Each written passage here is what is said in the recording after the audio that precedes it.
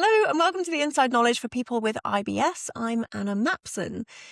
Today I'm excited to welcome Dr. Lynette Ewart to the podcast. She is a GP who's been practicing for over 20 years, but she's also a strength coach and she helps people in midlife build muscle, improve their health. And her focus is really on evidence-based approaches. If you follow her on Instagram, she's called Prescription Strength. She does a lot of work getting rid of the myths about supplements and wellness noise. So she's a really great person to follow for some evidence-based practices that actually move the needle, that actually help you. So do check her out on Prescription Strength. She has a podcast as well as really engaging reels on Instagram. So I think you're really going to enjoy this episode. So pleased to have you here, and I think the listeners are going to really find it helpful to hear from a doctor, from a NHS GP about IBS. So tell us a little bit about your practice, anything about where you're based and what you're interested in terms of IBS. Okay. Well, like most GPs, we have to have a broad base of knowledge about lots of different things.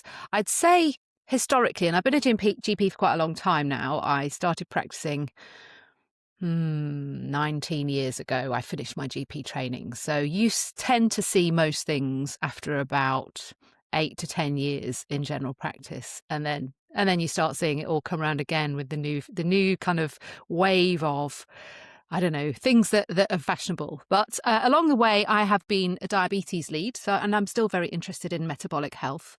I love things related to strength and weight management. They're topics I'm very interested in. In fact, there's nothing that's off topic. I just don't like skin, which is ironic because yesterday I did a newsletter on skin and I've spent the morning wading through replies to it. But it's probably, apart from that, anything's game. But I also obviously now have a small business where I help people learn to lift weights and get strong. So if I venture off into strength training territory, feel free to pull me back to the topic that we're here to discuss, because I have a habit of banging on about it at great length. How did you get into that? Is it just through enjoying it yourself and then thinking more people should be doing this?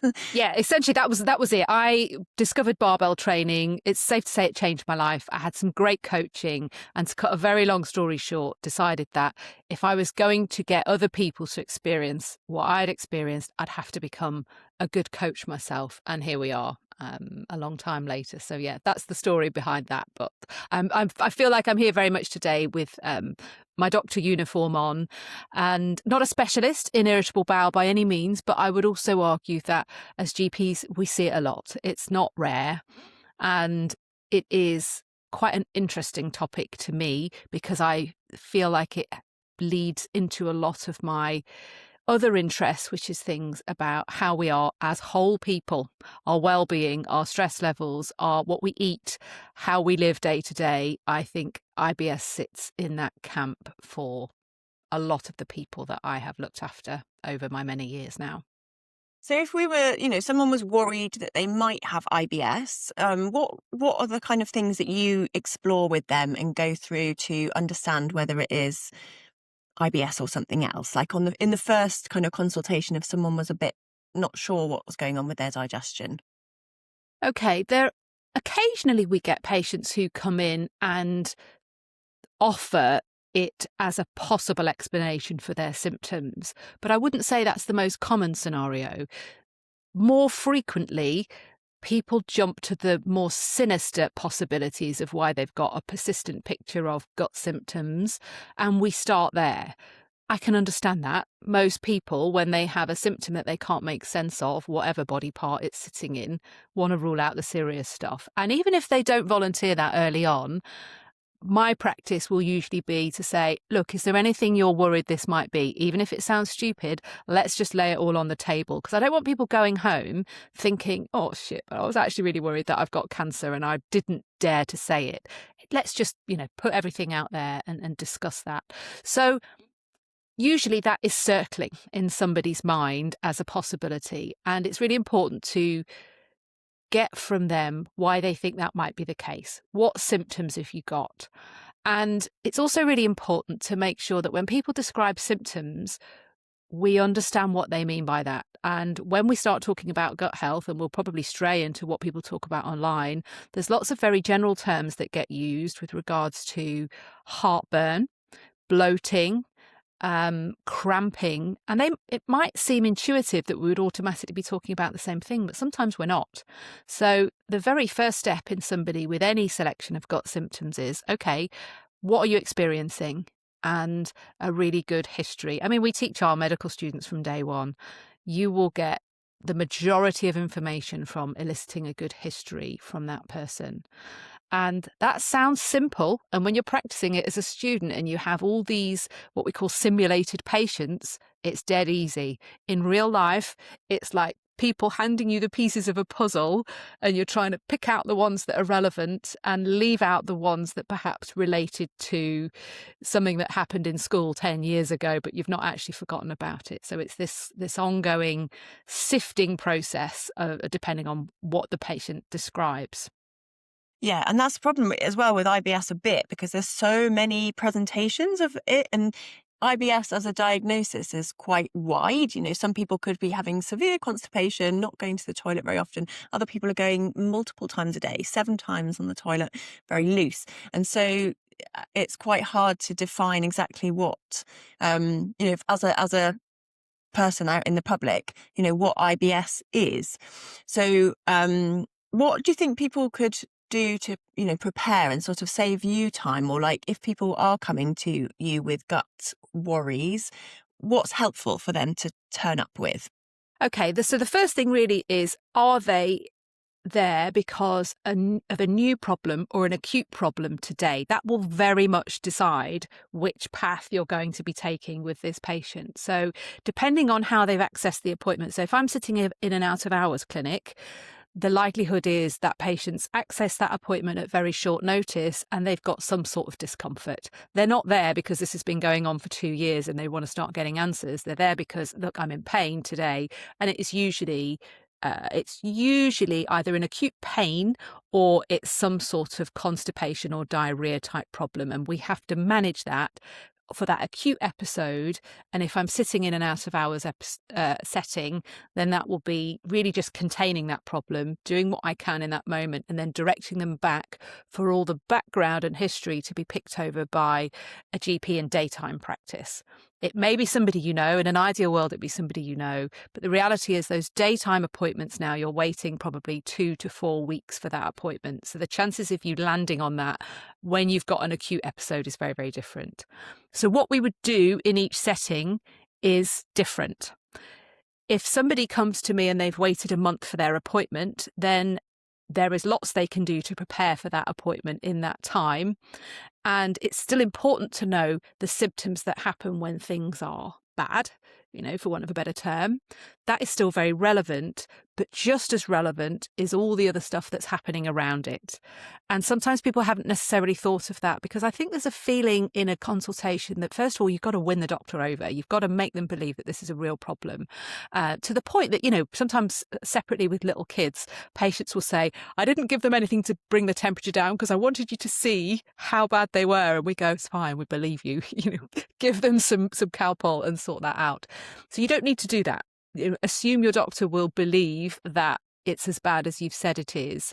And we may ask certain qualifying questions around that. So have you needed to take time off work?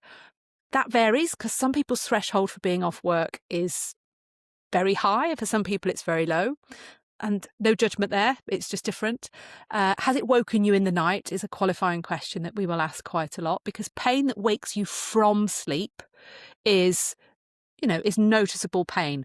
It's not the same as waking up for some other reason and then noticing the pain when you're awake. So I would encourage people to think about that distinction. You know, I wake up now if a fly comes through the window, and then I might think, oh, and that headache's still there, or actually my, knee is still hurting. That's not the same.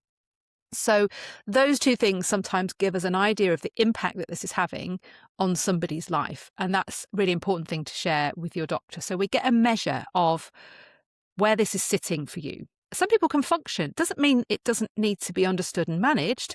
You can be going through work taking things you've bought over the counter, that's still relevant. But what we're doing at the moment is this kind of sifting process and all of that. One of the things I love to do with patients, either if I've got time in the appointment or get them to do it and bring it back, is a timeline. Timelines of symptoms are really, really helpful. And as a doctor who doesn't know their patient in front, if I'm meeting you for the first time, you can give me a fantastic overview of, look, this started when I was 19, then it went away for 2 years, then I changed jobs, and look, it started to come back. Those kind of timelines are fantastic sources of information. Yeah, so people can prepare a bit about that in terms of the symptoms they've been getting, how long they have them. And obviously you use the, Rome 4 criteria. Maybe say a bit about that, about how people would actually diagnose IBS, assuming that people are hitting those metrics. I'm not familiar with the Rome 4 criteria Okay. at all. So if I explain a little bit about the reality of Yeah. putting the puzzle pieces together, it's interesting because lots of conditions now have got these kind of categorizing symptoms with Yeah. scales. And I think they give people on the internet a sense of they are good for patients. They are good for patients to go, okay, so that thing I thought was connected isn't relevant. Actually, in general practice, those of us who've been around a while tend to resist some of these things. It's happened with depression and anxiety scales and all sorts of things, even down to ankle pain scores. Most of us will say, we know our patients and we know patient stories and we know what we're dealing with here. So in my mind, I'm looking at this person in front of me and trying to get a sense of the impact of the symptoms on their life, the pattern that it's forming, and how they've been responding to that. So what they've done to manage it, what's been successful and what hasn't worked. And along the way, we're going to do some investigations. It's really important not to, we need the history, but then we need the next two important steps, which are a clinical examination, and which might be completely normal on the day. You've waited a month for an appointment. Of course, it comes around when you're feeling absolutely fine. So an abdominal examination may not reveal anything at all, and that's still valid. Then, of course, you're heading off to get a whole batch of blood tests done. And hopefully, I'm seeing the same patient back with all of those results. But in reality, you may see somebody else. You may not see anybody at all. And that's where the system becomes quite complicated and a bit messy. But in an ideal world, I'd be seeing the same person back with more information, more time has elapsed. I've been hopefully getting them to monitor their symptoms and go, right, well, what's caused a flare up or what's caused your symptoms to recur in the last couple of days? And I like symptom diaries for this with several columns. A column for your symptoms, and I usually say, give it a score 1 out of 5. Pain, 5 being the worst ever, 0 being no pain at all. But you need other columns as well. You need to pay attention to how well you slept, where you were that day, what you've eaten, what you've drank, and whether or not you start to see patterns. And I don't think you get much information on a 3-day symptom diary. The longer you do it, the better your chance of picking up patterns along the way, I would say. So in an ideal world, I've got a symptom diary, some time has elapsed, and then some bloods have come back, and then we start to put all of the picture together. And how much do you ask about diet and what people are actually eating? Because with a digestive condition, people often automatically assume, I must be eating something that doesn't agree with me. And when I see people, they've cut out multiple foods and they've kind of reduced it quite a lot. Especially, commonly dairy and gluten will be one of the first things to go. But how much do you sort of check whether people are eating too much fibre, or are they eating any vegetables? Like, is that part of it as well? It is for me because I talk and think about food more than most people, and it's very relevant. And I have gone on my own journey with learning about what foods sit well. And that's very different at the age of 48 than it was even at 38 for me. So I personally do get into foods. I know some doctors who avoid it. And in fact, when I was training as a GP, my trainer said to me, never ask a patient what they've eaten. You'll be there all day.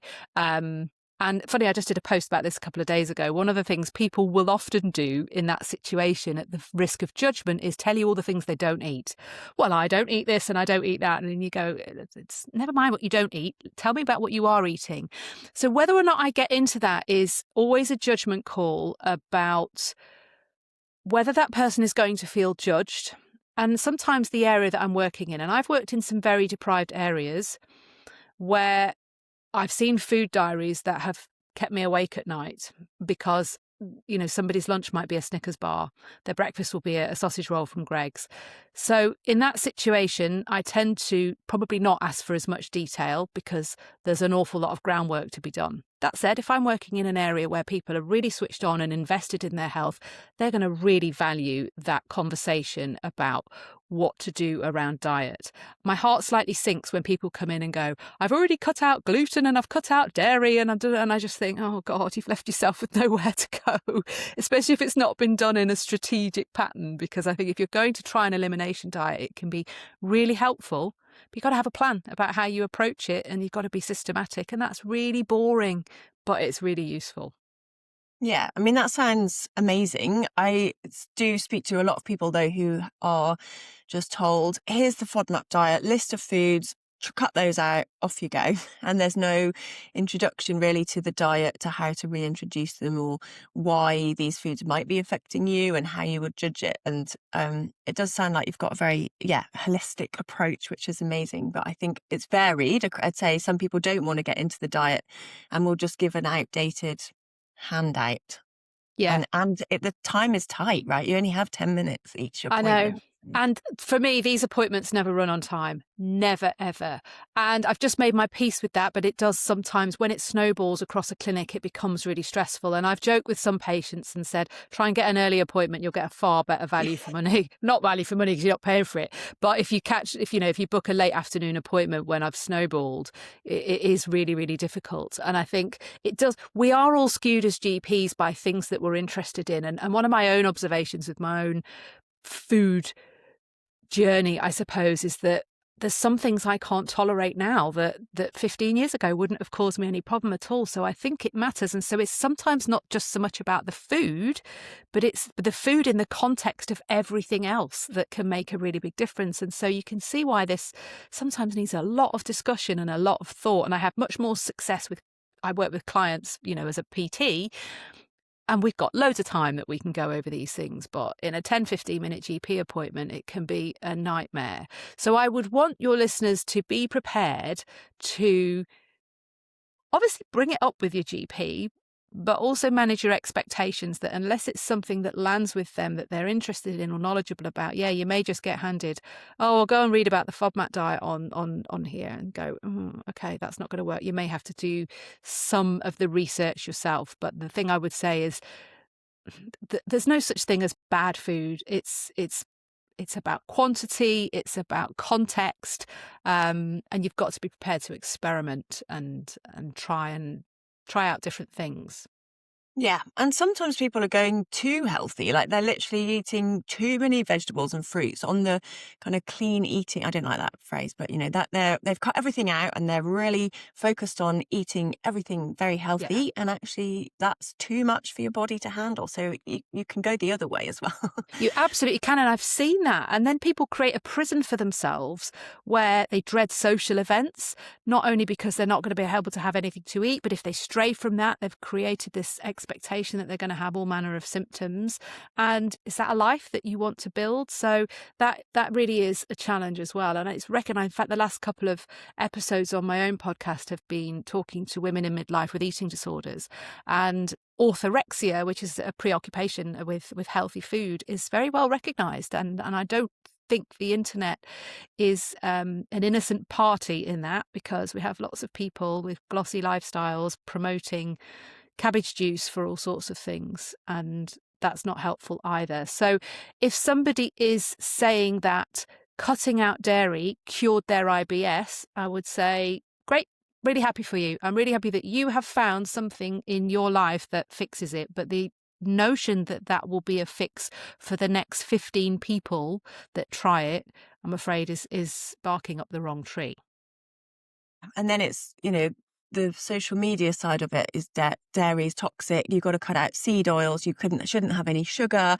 It escalates quite quickly. And so I think there is a real fine line between people who are searching for solutions, because this is a chronic condition. Most people have had IBS for years and years and developing somewhere in their 20s. And then by the time they're getting to their 40s, 50s, it's really tough to keep on. And there's so many solutions that are promised. You know, if you only cut out this one more food or take one more supplement, then you'll be okay. It's like, if you can't find the solution to it, of course, you kind of keep searching. And I think that's what's really difficult, is that the shiny new things that are promised, they look appealing and they sound convincing. It's just sometimes it is much more simple. I know you mentioned stress as well at the beginning, and I wondered, do you think stress is sort of over or under recognized as a trigger for IBS, or as a confounding factor? I think it's hugely under-recognised, and it's probably the biggest contributing factor that I spend my time explaining to patients. We rush to food, and I get the logic. It makes sense. But you just want to touch on a point you make there, is that these symptoms tend to be there for a long time in the background. So I get people to look back, and it might change, it might evolve over a lifetime. It may be that every decade it's got a slightly different uniform on, but those patterns tend to be there. But this is also where I think doing a timeline is really helpful. And I'll give you an example of a patient who, there's no chance of her hearing this, so don't worry, but she was in her 70s, or is in her 70s, because as far as I know, she's still around. And she'd been at the same practice for a very, very long time. So there was lots of puzzle pieces for me to draw upon looking at her record. And she had been to every conceivable specialist, right down to Chinese medicine specialists, specialist massage people, somebody who took a pinprick blood sample and was going to give all of this, all spaced out over a number of years. But what was obvious, all right, it wasn't obvious to me, but what occurred to me and what jumped out of the record is that this was coming in cycles. And so we had a bit of a chat about her life and what was going on in her life. And to cut a very long story short, she was divided by what continent to live in, because some of her family had moved to Australia and she had a house out there, and a big part of her wanted to be there, but she had a partner here. She'd been widowed and had a partner here, and he had no interest in moving to Australia. And so every year there was this constant battle that she was going through in cycles about where to be, because she was genuinely conflicted about where to build her life. And it was causing this cascade of symptoms, and all she was focusing on, there's got to be somebody out there who can fix she kind of accepted it was irritable bowel, but she was still searching for a fix. And it took several appointments for me to go, look at the pattern, look at because you can see the repeated blood picture being done. She sees somebody new, they order the same bloods, the same tests that have been done before. And there's this huge emotional pull, and our bodies have all got ways in which we manifest stress. Not everybody's tuned into it. Some people it's headache, sometimes it's rashes, sometimes it's migraines, sometimes people have a full-on panic attack. But for a lot of people, that stress is held in their gut, and they haven't necessarily joined the dots because they've been too busy being given leaflets for FODMAP diets or trying to cut out everything, thinking that that's the lever to pull on. And sometimes it is. And that's the difficult bit for patients, is that they watch that testimonial of the person who never ate gluten again, and that was it. They were cured. But sadly, it's multifactorial, like lots of things that we see, and you've got to sometimes you have to suffer it quite a lot of times to be able to get those pieces of that jigsaw and for them to start to fall into place. And sometimes people don't really recognise how stressed they are as well. So people will say, well, I'm not stressed, I don't have stress. And then you talk to them about their day, and then they're rushing around from one thing to the next. They've got kids, caring responsibilities, a busy job, trying to run a marathon. You know, all these things that are like sort of stressing them, but they're not getting divorced, or they're not getting made redundant, or they don't think that it's something that they could be stressed about. And sometimes people even just don't have a busy life, but still feel like a lot of anxiety inside that is still having the same physiological changes on your digestion. Absolutely. And I often say to clients as well as patients, the stress is just something, it's just a physiological response. What we attach to it and the meaning we attribute to it is very variable. So, I apply a training stress with my barbell training, and it's still something my body has to respond and adapt to, hopefully in a dose that's recoverable. So people will say that all the time, oh, but I'm not stressed. But actually what they've done is accumulate all of these different stresses, and they've just adapted up to a point, and they've not noticed that quietly their body's sending a signal going, this is getting a little bit much here. Or they only allow themselves recuperation time in a specific paid holiday that's, 2 weeks in the summer or whatever, and they don't notice these things are building. So stress can come with many different hats on and many different disguises.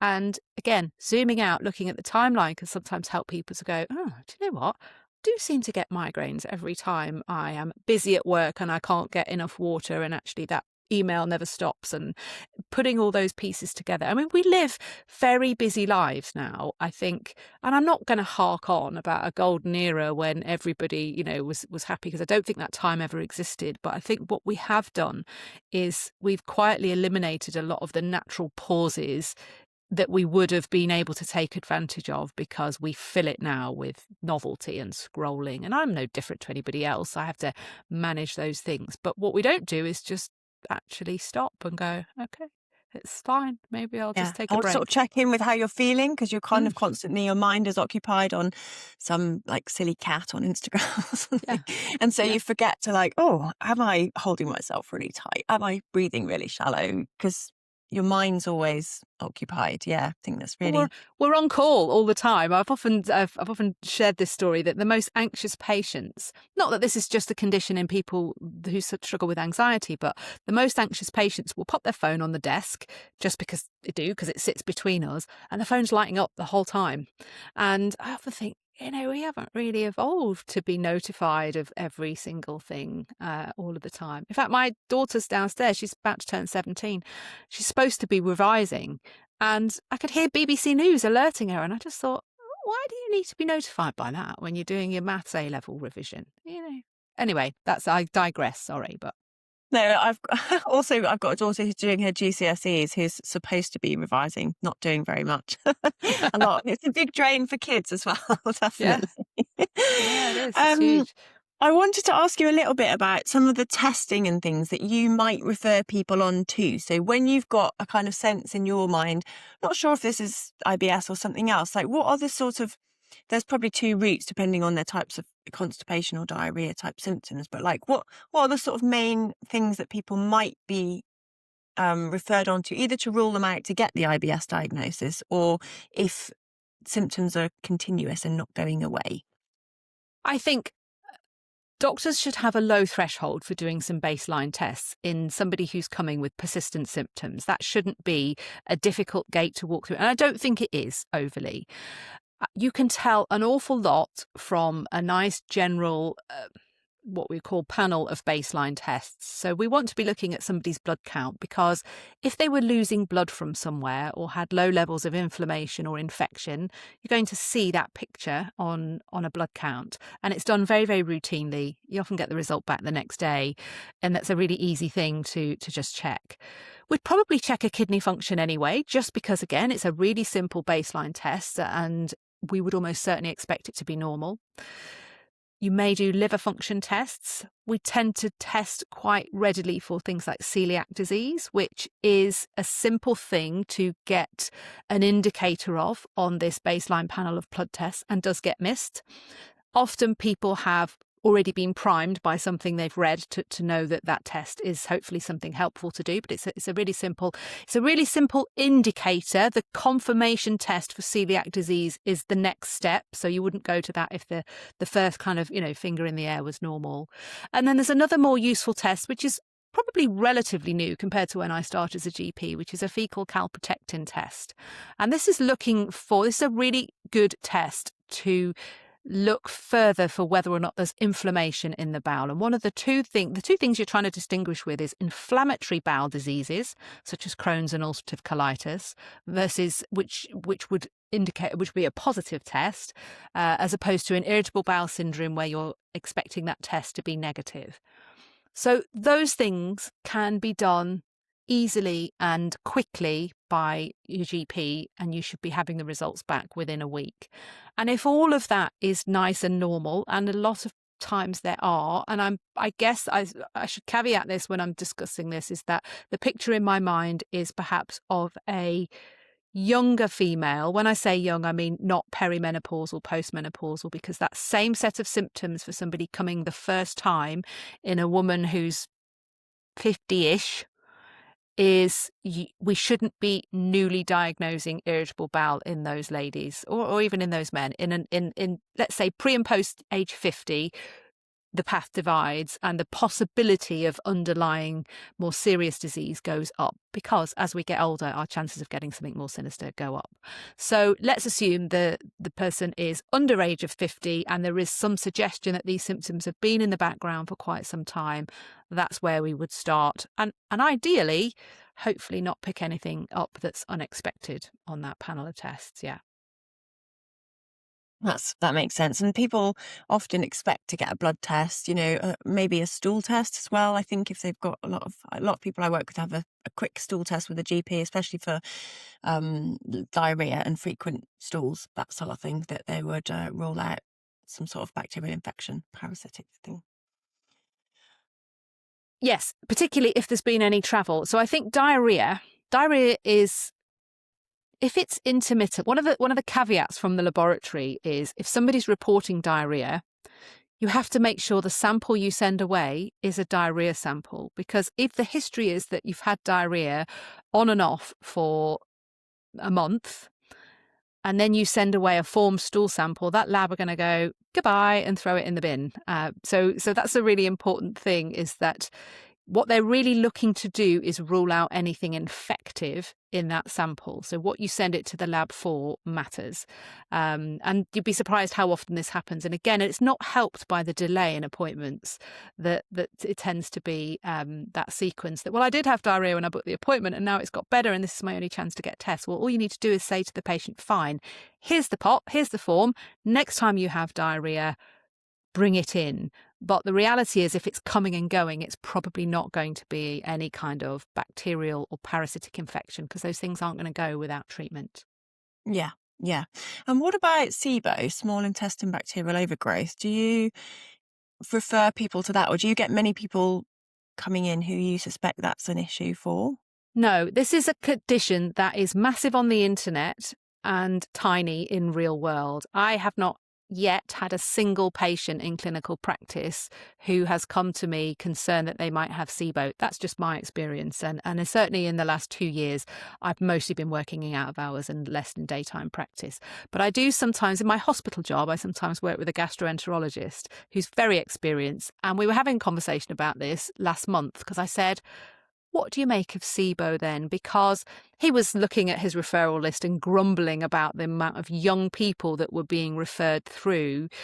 They will wait a year for a routine appointment to see him. And he was looking down the list of going, I can almost predict what these will be. And I was like, well, you're not on the GP end, sir, dealing with these patients who are struggling with ongoing symptoms. So we had a little bit of friendly debate about where these people should go. And I said, what do you make of SIBO? Because it's talked about online and I'm very much online, as you know. And he said, in reality, it's so unlikely that somebody is going to get a bacterial overgrowth in their small bowel, because how is it going to have got there, that in that hospital they don't test for it. And so, as I say, I haven't had anybody yet in a normal NHS clinic that has come in to query it. And I'm sure if anybody listening to this works in a private clinic or in different parts of the country where the population is much more online, I would imagine they're seeing a very different picture. But it's not the epidemic of symptoms that perhaps you might think when you're online. It is quite a difficult mechanism to picture, by which how does that bacteria actually get in through the hostile environment of the stomach, survive that to overgrow to cause these persistent symptoms. But some people do seem to get better with high doses of antibiotics, but that causes its own downstream issues as well.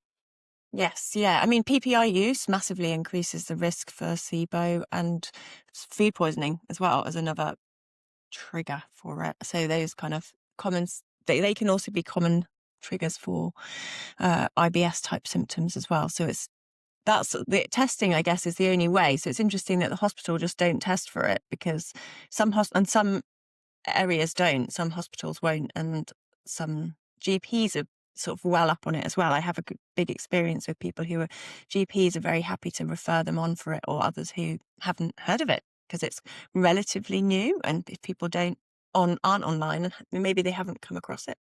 I think a lot of this will reflect the population that you're serving. So some of my colleagues who work in quite rural areas just will not be seeing this at all. If you're working in one of the big cities, I'm sure in central Manchester and Birmingham and London, it's probably very, very different. And again, it's where and there's lots of this happening where what's being spoke about online far is racing ahead of the evidence and actually what we're seeing in the population. So sometimes you go, well, why is everybody thinking about this? I haven't seen anybody that's worried about it. But the problem is people see that online and then go, well, maybe this is a possibility. And in my experience, seeing anybody with food poisoning is you're treating that food poisoning if it's something that cultures, because it's incredibly persistent. And unless it's something mild and you vomit and diarrhea it out very quickly, if something is persistent, that person's poorly and you're dealing with it and tests are being done. So it's a mismatch of what we see in the clinic, really. Okay, interesting. Yeah. And is there anything in terms of IBS, like NHS management of IBS, that you would like to see being done differently, or what would you like to see more of or less of? I would like to see a proper service, a proper funded, commissioned service that takes into account how debilitating this can be for some people, that stops them going on the merry-go-round of from one GP to another to a gastroenterologist or to, God forbid, a colorectal surgeon, and then they try and pass it on to gynae and they just go round and round, and actually, full well nobody is really that interested in dealing with the problem. Then a clinic that actually takes into account the fact that this is lifelong, quite debilitating, number of different conditions will feed into it, like we've already said: stress, sleep, hormones.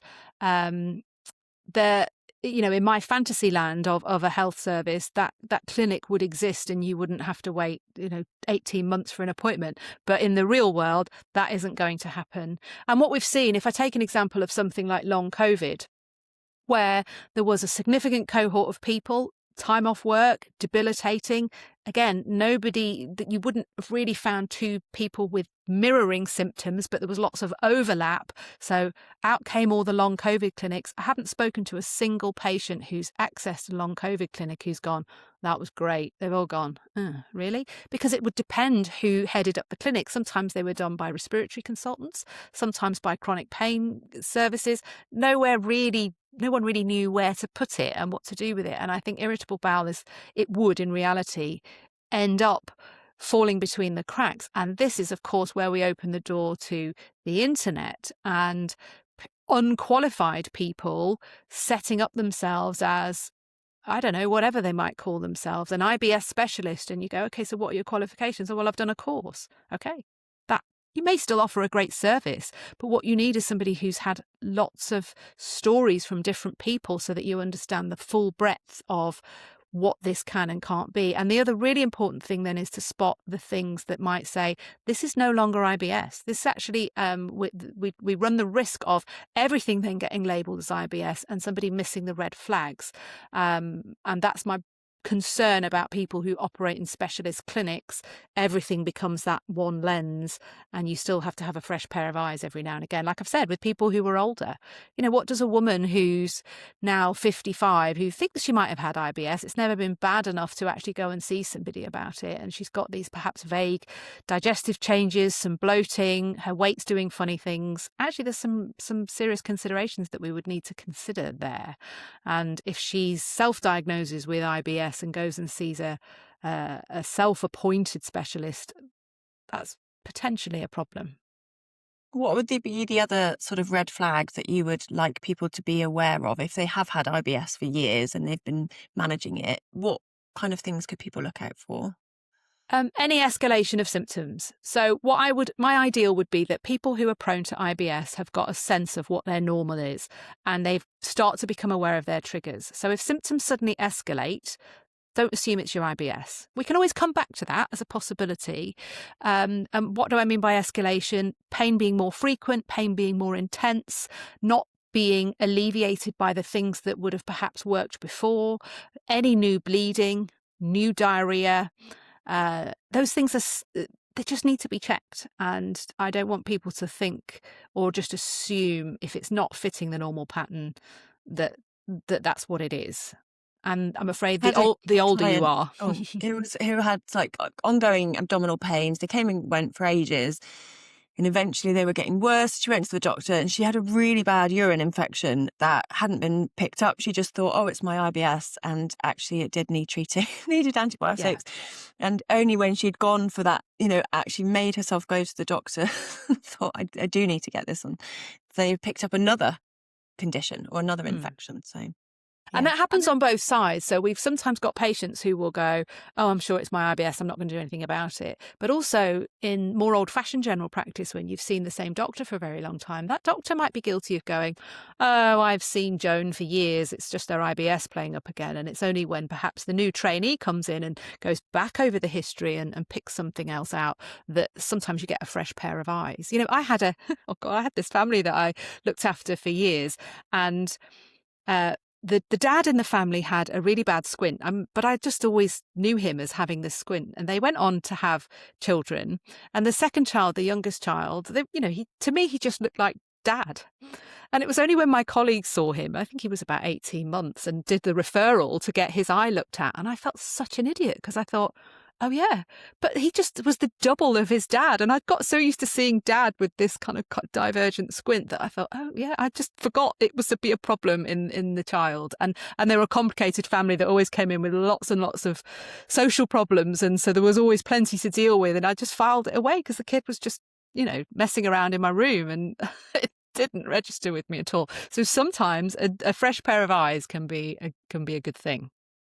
I think sometimes people worry about going to the doctors as well. If you've been multiple times and it's not going away, it's like, oh, I don't want to waste their time. I don't want to take up someone else's time. But actually, sometimes it does really need a doctor to analyse it and look at it.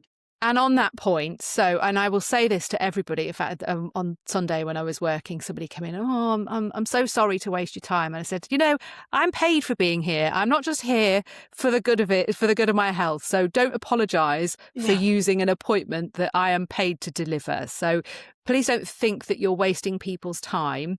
But if you're worried that you're not going to be taken seriously, just be sure about what you want from the appointment. And that might seem obvious to people who are already switched on and invested in their health. But sometimes patients will come in and they'll just blurt out a big problem. And it's not always obvious to us what they're wanting us to do about it. And so I'll sometimes say, okay, like for example, I saw a lady in out of hours who'd had a 9-year history of her abdominal pain. She'd been to specialists. She was back on the merry-go-round. She was going again. And I was seeing her quite late on a Monday night in an out-of-hours appointment. And she went on and on about how her GP didn't care and she'd been here and she'd been there. But in the same time, I'm thinking, I'm not sure on a Monday night when you're already waiting for another referral what it is you want me to do. And I said to her, okay, I get this is complicated. It's gone on for a long time. What was it you were hoping I could do for you this evening? And her response was, well, you're the doctor, you tell me. And I just thought, actually, you don't know. You're frustrated and you've booked an appointment. You've gone through 111 and you've ended up in an appointment out of frustration. And that is not a great use of an appointment. I mean, I'm there anyway and I'm getting paid, but it feels disappointing because I think there's a missed opportunity here. And actually, if she just thought, okay, what do I want from this? What's the one question that I want answered? And how can I make sure that I get that? Then that's not a waste of anybody's time. You don't have to have new symptoms. If you've got a new concern and you want something new from it, you perhaps have seen something or you've read something and you think, does this apply to me? That's all valid. That's all valid. That's really helpful. Yeah. I wanted to just finish asking you about supplements because I've signed up to your email list and I'm really loving your run through of all the A to Z of supplements and whether you think they're helpful or not. But are there any things in the gut health space that you get particularly wound up about or, because there's so much on Instagram and online promoted. Anything in the supplement realm, because this is one of the things people think will help. I think the most supplements I had someone come on was about 47 when they started working. Oh, shit the bed. Right. That was extreme. That's not normal, but it can really be like 5 is normal, I'd say, for most people I work with, 5 to 10. Okay. People taking a lot. So I would encourage, again, people to be a bit strategic about this because supplements can be a bottomless pit. What are you wanting it to do for you, first of all? If somebody eats a normal varied diet, and what I mean by that is it's not restrictive in any way. So you're not an alcoholic and living off alcohol calories. You're not pregnant and so suddenly you've got a bigger circulation. If you are just eating a normal diet that includes all the major food groups and you've no absorption problems, you haven't had bariatric surgery and this first part of your small bowel is missing, then the likelihood that you'll get any benefit from the majority of supplements is already very, very low. Now, that doesn't mean it's zero, but it's likely to be very, very low, especially the kind of cheaper multivitamin things. Food is doing its job if you put the right food in the first place. But if you can't eat certain things, like fish, I have a lot of vegetarian clients and they're never going to eat fish and they ask about fish oil. Well, it's not likely to do you any harm as long as you can afford it. Financial harm is still a harm. But supplements being marketed for specific purposes and to alleviate specific symptoms is where I get pissed off. And as you've seen, I will call that out because there is no proof. So the claims outstrip the evidence by such a massive margin that as far as I see, people are always going to be left disappointed. Now, you can try it. If you're measuring something, I did a trial of magnesium because I was fed up of even my friends going, oh, it really helps sleep.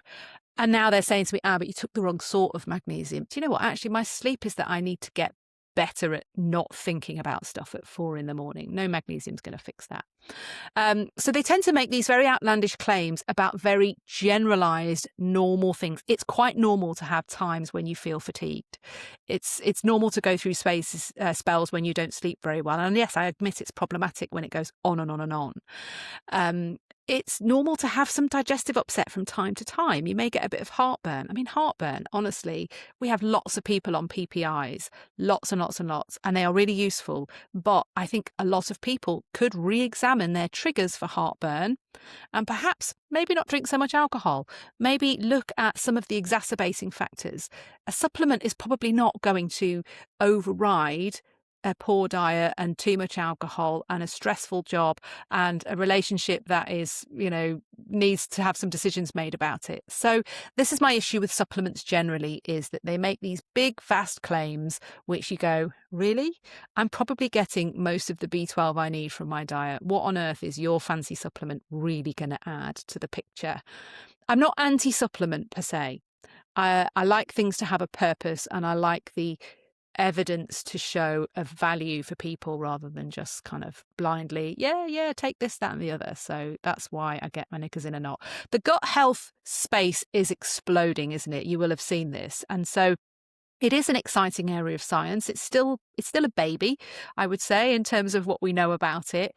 So when people are making claims that eating things can improve your gut microbiome, fine, maybe it does, but we still don't know, what does improving look like? We kind of vaguely know that if it's more diverse, it's probably a good thing, but there may be downstream effects from this. And if you talk to anybody, and I'm sure some of your community will have gone overboard on fibre at some point because it's been touted as being the next big thing, and gone, oh, hang on a minute, this doesn't agree with me, because I've been that and gone, okay, we'll leave the beans off and maybe work that dose up in a regime that's a bit more manageable.